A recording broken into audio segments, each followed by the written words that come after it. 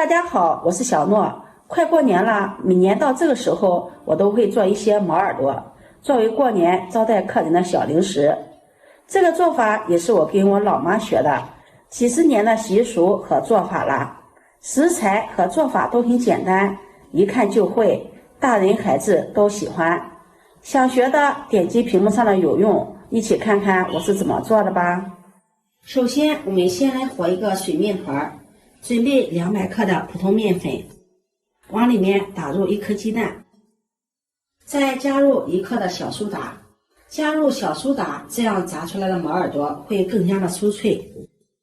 用筷子攪拌均勻，然後再用50克的常溫水和面，邊倒邊攪拌，攪拌成面絮狀，往裡面再加入20克的食用油。加入食用油，炸出来的毛耳朵口感更加的酥脆鮮香，然後下手揉成面团，最後把它揉成一個光滑偏硬的面团，放在面盆中，蓋上保鮮膜，洗面30分鐘。接下來我們準備一個小碗，在碗中加入50克的紅糖，再加入50克的開水，再加入1勺蜂蜜，用勺子攪拌均勻，加入蜂蜜，炸出來的毛耳朵顏色特別的漂亮。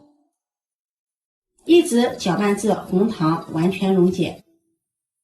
接下來我們再和一個紅面團，盆中準備200克的面粉，往裡面打入1顆雞蛋，再加入1克的小蘇打，用我們調好的紅糖蜂蜜水和面，邊倒邊攪拌。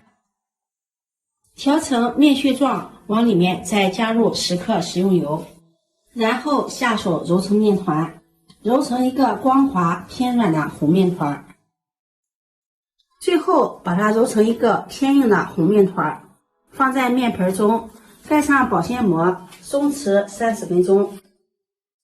這時候白面团也醒好了，在面墊上撒上一點乾面粉防粘，把醒好的白面团放到面墊上，表面也撒上一點乾面粉，將面團按扁，再用擀面杖把它擀開，把它擀成一個長方形的大面片。這個面片擀得越薄，毛耳朵的層次越豐富。擀成這樣長方形的大面片，把這個面片先放在一旁。這個紅糖面團也醒好了，把它放在面墊上，按扁。再將紅糖面片擀開，把它擀成一個長方形的大面片，大小和白面片一樣就可以了。擀成這樣長方形的大面片，2個面片大小要擀的一樣，然後在白面片上刷上一層清水，水不要刷的太多了，刷上清水主要是為了起到粘合的作用。然後再將紅面片放上來，把紅面片給它整理一下，讓紅糖面片和白面片完全的重合在一起，邊緣給它按壓一下，這樣粘的會更加牢固一些。再用擀面杖把它擀一擀，把它擀的薄一些，擀的薄厚均勻，這樣擀一擀，在炸的時候也不容易開裂。擀好後，在上面再刷上一層清水。刷清水主要是為了起到粘合的作用，水呢不要刷的太多了，薄薄的一層。然後從底部給它捲起，捲的時候盡量捲得緊實一些，邊捲邊按壓。朋友們，視頻看到這裡了，如果覺得我分享的視頻對你有所幫助的話，請用你發財的小手給我點個讚吧。你的每一次點讚、關注、轉發都是我前進的動力。非常感謝你的支持。捲成這樣的長條，再給它整理一下，搓一搓，讓它粗細相同。這個收尾處放在底部，然後從中間給它切開，看一下這個紋理特別的漂亮。切好後，把它放入一個托盤中，蓋上保鮮膜，放到冰箱裡面冷凍1個小時。这樣切的時候比較好切。1個小時後，我們将它從冰箱裡取出來，揭掉保鮮膜。這時候呢，已經有點微微发硬了。然後将它放到面板上，用刀切成厚厚的薄片，尽量切得薄一些，因为我们在炸的时候它还会膨脹的。看一下紋理也是特別的漂亮，非常的好看。全部切好後，把它擺放在面板上。